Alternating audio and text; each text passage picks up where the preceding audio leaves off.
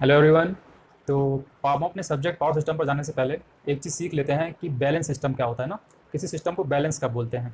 कोई भी मान लीजिए पॉलीफेज सिस्टम है, कोई भी पॉलीफेज सिस्टम है, बैलेंस सिस्टम सीखते हैं ना, बैलेंस सिस्टम। ओके, कोई भी पॉलीफेज सिस्टम है, मान लेते हैं एन फेज का सिस्टम है। ओके, एन फेज का सिस्टम है, तो एन फेज का सिस्टम बैलेंस कब होगा। तो उसकी दो कंडीशंस हैं। कौन कौन सी? पहली, जो एन फेज है, एन नंबर ऑफ फेज में ईच फेज में जो क्वांटिटीज़ होंगी, जैसे कि आपका जनरेटर हो गया, सिंक्रोनस जनरेटर, तो ईच फेज में उसकी जो वैल्यू होगी, उसकी जो क्वांटिटी होगी, वो क्या होगी? सेम होगी, इक्वल होगी। ये तो होगी पहली कंडीशन। ओके, दूसरी कंडीशन क्या होगी? ईच क्वांटिटी के बीच में, between each quantities, the phase difference should be 360 degree by n number of phases. क्या समझे? किसी भी सिस्टम को बैलेंस होने के लिए दो कंडीशन है। एन फेज सिस्टम है तो ईच फेज में जो क्वांटिटीज हैं वो इक्वल होनी चाहिए। ओके, और एंगल बिटवीन ईच क्वांटिटीज क्या होना चाहिए? 360 डिग्री बाय एन। एक्सेप्शन किस में होता है? टू फेज में, जब एन की वैल्यू टू होती है। ये एक एक्सेप्शन केस है। एक्सेप्शन क्यों? क्योंकि इसमें क्या होता है, 90 डिग्री पर आपका सिस्टम बैलेंस होता है। इन टू फेज सिस्टम, जो आपका सिस्टम बैलेंस होगा इन टू फेज के केस में, वो क्या होगा? 90 डिग्री फेज डिस्प्लेसमेंट में। बट इसमें भी मैग्नीट्यूड सेम ही होगा। ओके, चलिए, तो अब इसी को लिखते हैं अच्छे से। ओके, कंडीशंस लिखते हैं ना, बैलेंस सिस्टम की कंडीशंस क्या क्या है, पहले ये सीखते हैं। इसके बाद हम लोग अपने पावर सिस्टम पर आएंगे। ओके, चलिए लिखिए। A system is called balance system if, कब? तो चलिए पहले कंडीशन देखते हैं क्या है। The magnitude, the magnitude of the corresponding quantities, corresponding quantities are same, or we can say equal, are same and equal in each phase। हाँ, हम पॉलीफेज के लिए बात कर रहे हैं ना, यानी एन फेज सिस्टम के लिए। लिख देता हूँ यहाँ पर ना, हम बात कर रहे हैं और N phase system, polyphase system, और we can say polyphase system. Okay, तो क्या पहली कंडीशन क्या आ गई? The magnitude of the corresponding quantities are same और equal in each phase. Corresponding quantities का मतलब क्या मतलब है, बताता हूँ अभी। दूसरी कंडीशन क्या थी? The phase displacement corresponding to each quantities are 360 degree by N, exception for two phase. क्या? The phase displacement, phase displacement between corresponding quantities, corresponding quantities क्या होगा? 360 degree by N, 360 degree by N, and does not equal to two, है ना। ये अपना exception case है, क्योंकि 90 degree होगा किस केस में? एन इक्वल टू टू पर। Okay, n equal to two पर 180 डिग्री पर बैलेंस नहीं होगा, टू फेज पर बैलेंस होगा 90 डिग्री पर। तो अपना सिस्टम जो है टू फेज पर जो है वो बैलेंस होगा 90 डिग्री पर। ओके ओके, ये तो हो गया पॉलीफेज सिस्टम की बात, है ना। अच्छा, हम लोग एक्सेप्शन केस का एक एग्जांपल भी लेते हैं ना, एक्सेप्शन केस का। ओके ओके, ये बैलेंस सिस्टम तो हमेशा होगा, मैग्नीट्यूड सेम होना चाहिए, phase displacement between each quantities क्या होनी चाहिए?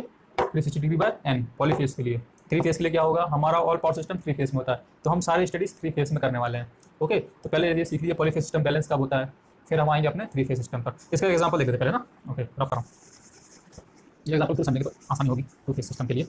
Okay, balance system two phase system हो। ओके, और two phase system, two phase balance system. एक एग्जांपल लेते हैं। मान लीजिए आपको क्वेश्चन में गिवन है एक फेज करंट दिया हुआ है I A is equal to √2i cos omega T minus phi one. Okay, दूसरा फेज पहले दिया हुआ है I B √2i sine omega T minus phi two. Okay, आपको गिवन है, क्या गिवन है? आपको गिवन है these two phases are balance system, are in balance system. ये आपको मान लीजिए क्वेश्चन में गिवन है। ओके, तो आपको बताना क्या है? Phi one and phi two का रिलेशन बताना है। ओके, चलिए आपको क्या बताना है? Relation between phi one and phi two, relation between phi one and phi two. Question समझ गए? आपको दो फेसेस दिया हुआ है और आपको वो ये भी बता दिया गया कि फेसेस जो है आपके बैलेंस है। ओके, तो इन दोनों के बीच का आपको एंगल बताना है। ओके, चलिए देखते हैं टू फेज सिस्टम के बारे में ना। ओके, चलिए सॉल्यूशन देखते हैं। चलिए इसको ड्रॉ करते हैं, किसको, आई ए, रेफरेंस लेते हैं इसको, साइन को रेफरेंस लेकर ड्रॉ करते हैं आई बी को, ठीक है ना। ये मैंने ड्रॉ कर दिया I B sine omega T, sine omega T को मैंने रेफरेंस लिया हुआ है, okay, not I B. Okay, चलिए साइन ओमेगा टी रेफरेंस है, तो cos omega T sine T क्या करता है, 90 डिग्री लीड करता है। आई होप ये सब तो आपको पता होगा ना। साइन ओमेगा टी क्या करेगा, कॉस ओमेगा टी जो होगा वो साइन ओमेगा टी से 90 डिग्री क्या करता है, लीड करता है। ओके, अच्छा अब इसमें क्या दिया हुआ है, phase displacement omega T minus phi one कहाँ पर आने वाला है, ये यहाँ पर, ये angle phi one, omega T minus phi one, समझ रहे हो ना। फाई टू कहाँ आने वाला है, साइन ओमेगा टी से फाई टू लैग करता हुआ, ये एंगल हो गया अपना फाई टू।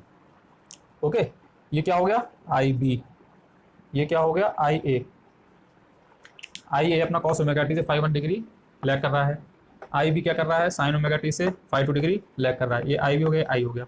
अच्छा, balance phase, two phase balance system की कंडीशन क्या थी, दोनों के बीच में एंगल कितना होना चाहिए, 90 डिग्री, है ना। 90 डिग्री कब होगा, देखिए ये दोनों भी 90 डिग्री था, है ना। इन दोनों बीच, ये दोनों बैलेंस सिस्टम में होने के लिए ये दोनों फेस का जो डिस्प्लेसमेंट है कितना होना चाहिए, 90 डिग्री। तो देखिए ये 90 डिग्री, ये और ये 90 डिग्री था, ये और ये 90 डिग्री कब होगा, जब जितना डिस्प्लेसमेंट यहाँ हुआ है phase displacement, same phase displacement यहाँ पर होगा, तभी ना ये 90 डिग्री होगा, है ना। तो कंडीशन क्या हो गई, phi one should be equal to phi two, जब phi one equal to phi two होगा तभी इन दोनों का फेज डिस्प्लेसमेंट 90 डिग्री होगा। ओके, जब फेज डिस्प्लेसमेंट 90 डिग्री होगा तब ये दोनों सिस्टम बैलेंस सिस्टम होंगे। ओके, ये कंडीशन हमको बैलेंस सिस्टम की पहले से गिवन थी। चलिए तो रिलेशन क्या आ गया इसका, phi one equal to phi two. Okay, I hope समझ में आया होगा आप लोगों को। चलिए अब आते हैं हम अपने पावर सिस्टम में। पावर सिस्टम हमारा मैक्सिमम किसमें होता है, थ्री फेज सिस्टम में। ओके, तो पॉलीफेज सिस्टम समझ में आ गया, थ्री फेज सिस्टम तो आसानी समझ में आएगा। तो चलिए देखते हैं थ्री फेज बैलेंस सिस्टम। पहले तो अपना सब्जेक्ट का नाम डाल लीजिए, पावर सिस्टम। अभी तक हम बेसिक जान रहे थे जिसकी रिक्वायरमेंट हमको अपने सब्जेक्ट में पढ़ने वाली थी। ओके, अब आते हैं पावर सिस्टम में। अब जानते हैं क्या होता है three phase balance system. Okay, three phase balance system, polyphase समझ में आ गया तो थ्री फेज भी समझ में आ जाएगा।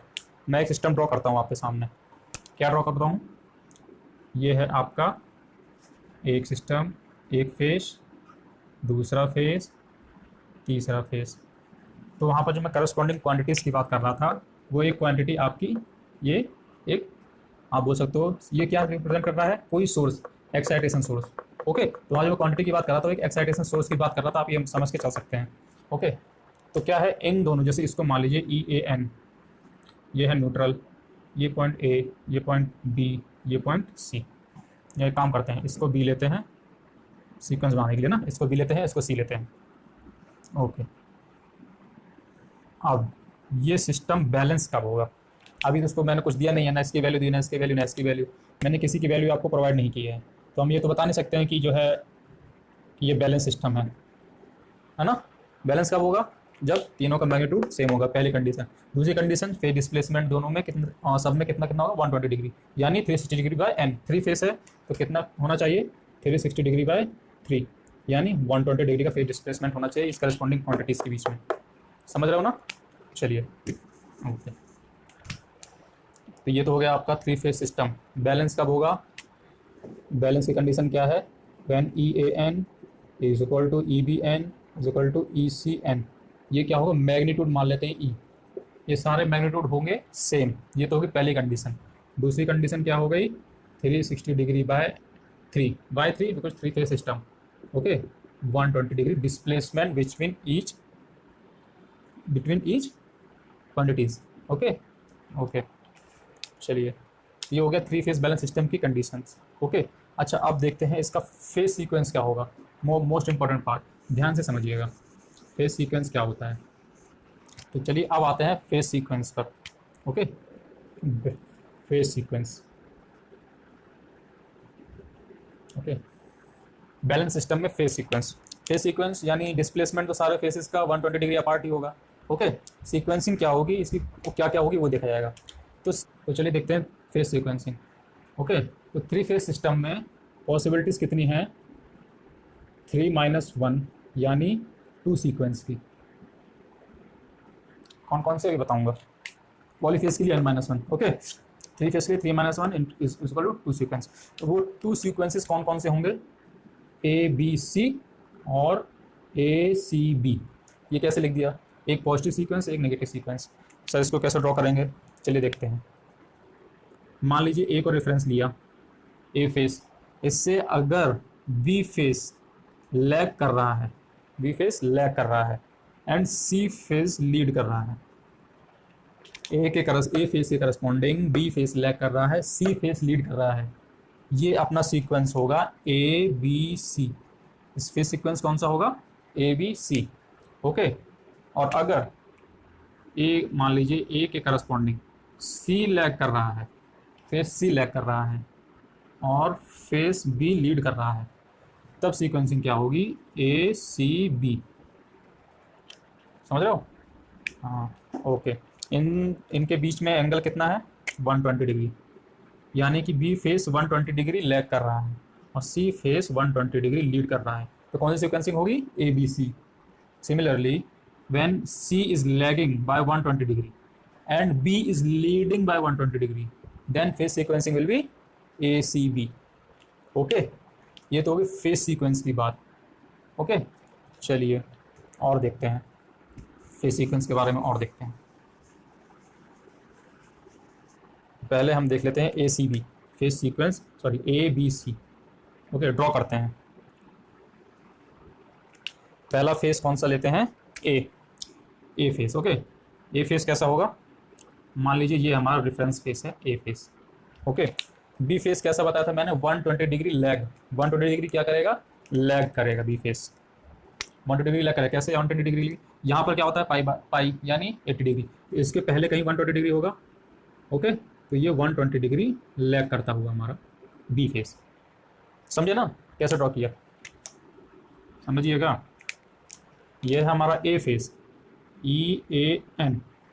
ये हमारा B phase, E B N. ये हमारी फेस वैल्यू है ना, E A N, E B N, E C N. Phase में इसको स्मॉल लेटर से डिनोट करते हैं। ओके, डिनोशन का फर्क है बस, डिनोट का फर्क है, बाकी कोई फर्क नहीं, ठीक है। और सी फेस कैसे ड्रॉ करेंगे? सी फेस क्या करता है? 120 डिग्री ए से लीड करता है और इसका मतलब 240 डिग्री लैग भी करता है। बात तो सेम है ना? 240 डिग्री कहाँ पर आएगा? ये कितना हो गया आपका? 2 पाई 360 डिग्री। 240 डिग्री करीब यहाँ कहीं आएगा ना, तो ये हो गया आपका ई सी एन। ओके, तो फेस सीक्वेंसिंग आपको दिख रहा है ना क्लियरली? फेस सीक्वेंसिंग क्या है? E A N, E B N, E C N, है ना। सिमिलरली हम ड्रॉ कर लेंगे दूसरा ए C B. A C B में क्या होता था? Not J C B, A C B. A C B में क्या होता है? रेफरेंस सीक्वेंस किसको लिया हुआ है? Face A, E A N. Reference face कौन सा है? ए। उसके बाद ए सी बी में क्या होगा? सी जो है 120 डिग्री क्या करेगा? लैग करेगा। ओके, तो सी को 120 डिग्री लैग कराते हैं। 120 डिग्री करीब यहाँ से स्टार्ट होगा। ओके, ये आपका 120 डिग्री लैग हो गया। ई सी एन क्या होगा? 120 डिग्री लैग। और बी क्या होगा? 120 डिग्री लीड और वो 240 degree lag with 1। Okay, with A. Okay, lag 240 degree lag means करीब यहाँ से, ये आपका 240 डिग्री हो गया लैग। ये हो गया आपका ई बी एन। ओके, तो ये 2 फेस सीक्वेंसिंग होती है हमारे 3 फेस सिस्टम में, ए बी सी और ए सी बी। ओके, इसी को हम बोलते हैं पॉजिटिव फेस सीक्वेंस, ये होता है हमारा negative face sequence. Maximum time power system में हम लोग ए बी सी को ही यूज़ करेंगे, अपने पॉजिटिव फेस सीक्वेंस को ही यूज़ करेंगे। ये तो हो गया A B C and A C phase sequence, ठीक है ना। तो इसको हम लोग प्रैक्टिकली तो नहीं कर सकते हैं, थ्योरेटिकली जरूर पढ़ते हैं नेगेटिव फेस सीक्वेंस। ओके, ये मेन पार्ट है हमारा, ये हम लोग मैक्सिमम यूज़ करते हैं पावर सिस्टम में अपने। ओके, चलिए तो फेस सीक्वेंस की डेफिनेशन लिख ली जाए, क्या होती है ना फेस सीक्वेंस की डेफिनेशन नहीं लिखते हैं। ओके, फेस सीक्वेंस की डेफिनेशन लिखते हैं। Phase sequence defined the order.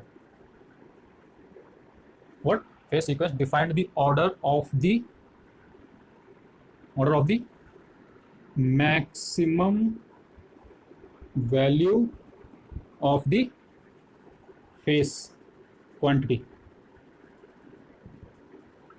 है ना। फेस सीक्वेंस क्या शो कर रहा है, E A N E B N E C N, क्या इसकी मैक्सिमम वैल्यू शो कर रहा है। ओके ना, इसी के ऑर्डर को जो है हम क्या बोलते हैं, phase sequence. Phase sequence the order of the maximum value of the phase quantity. Okay, this is our phase quantity. I hope आप लोगों को समझ में आया होगा। ओके।